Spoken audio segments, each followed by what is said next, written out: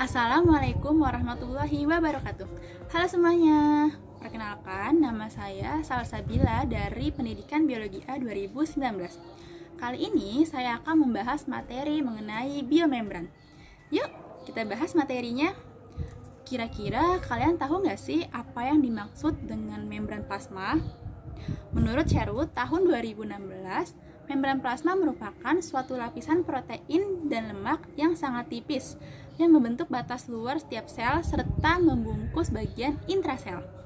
Karena bagian ini sangat tipis, maka tidak bisa dilihat dengan mikroskop cahaya, tetapi harus dilihat dengan mikroskop elektron. Ketika dilihat dengan mikroskop elektron, maka tampak struktur trilaminar, yaitu seperti ini. Terdapat dua bagian gelap dan juga dibatasi oleh satu bagian yang terang.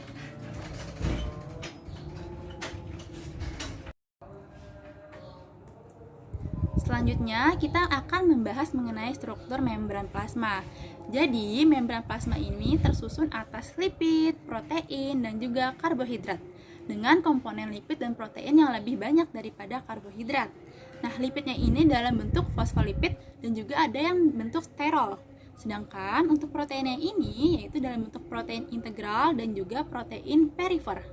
Nah, sedangkan untuk karbohidrat yang dalam bentuk glikogen yang nantinya akan berikatan dengan protein membentuk glikoprotein. Sedangkan untuk yang berikatan dengan lipid yaitu membentuk glikolipid.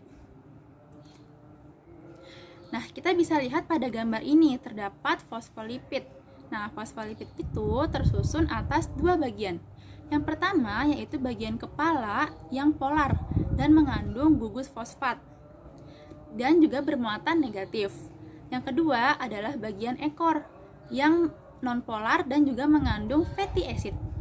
Nah, untuk sifatnya bagian kepala yaitu hidrofilik atau suka air dan bagian lemaknya ini yaitu bagian ekornya yaitu adalah hidrofobik.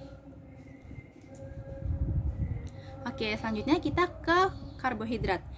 Pada membran plasma, karbohidratnya ini dalam bentuk glikogen yang nantinya akan berikatan dengan protein menjadi glikoprotein dan akan berikatan dengan lipid menjadi glikolipid. Selanjutnya yaitu protein. Di sini ada dua jenis ya, ada protein perifer dan juga protein integral. Ini yang tiga ini adalah protein integral. Nah, kenapa sih dinamakan protein perifer?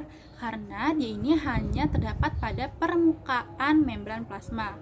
Sedangkan untuk protein integral dia ini tertanam hingga ke lipid bilayernya. Jadi dia menembus membran plasmanya. Kemudian juga terdapat yang namanya kolesterol.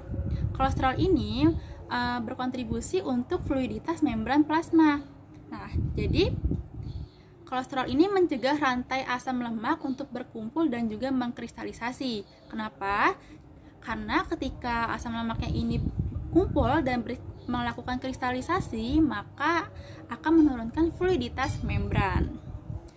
Oke, next kita ke gambar ini. Di gambar ini, untuk yang bagian A, ini semuanya bisa dengan mudah melewati membran plasma.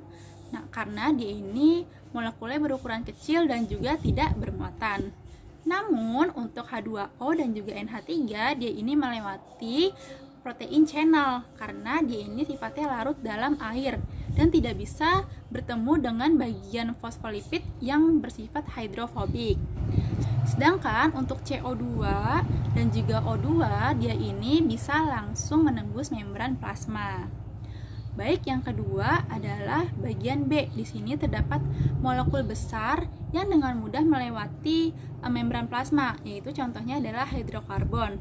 Misalnya estrogen dan juga testosteron, karena dia ini lipid soluble. Selanjutnya adalah bagian yang ketiga. Jadi, glukosa ini sulit untuk melintasi membran plasma, sehingga dia ini harus dibantu dengan glukosa transporter yang diaktifasi dengan insulin. Dan juga dia kenapa bisa melewati membran plasma karena dia water soluble. Selanjutnya adalah ion. Ion ini relatif sulit untuk keluar dan masuk dari membran plasma karena dia ini bermuatan dan kadang-kadang membentuk suatu yang kompleks. Nah, jadi jika dia ingin melintasi membran plasma, dia harus melewati pompa ataupun channel. Selanjutnya adalah protein membran.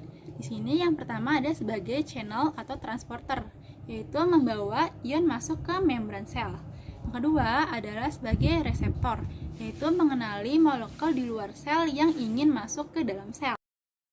Yang ketiga yaitu sebagai glikoprotein yang mencirikan sel.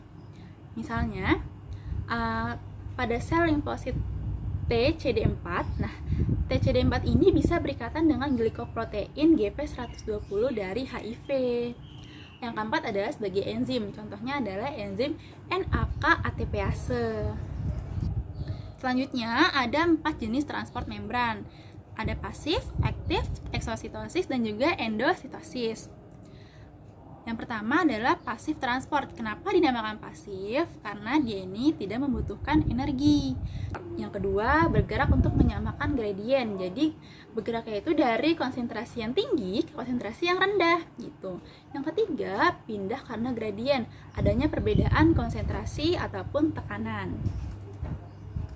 Selanjutnya, jenis pasif transport. Ada difusi, yaitu perpindahan atau pergerakan molekul zat dari konsentrasi yang tinggi ke konsentrasi yang rendah. Kata kuncinya adalah zat yang terlarut, yang bergerak. Selanjutnya adalah osmosis.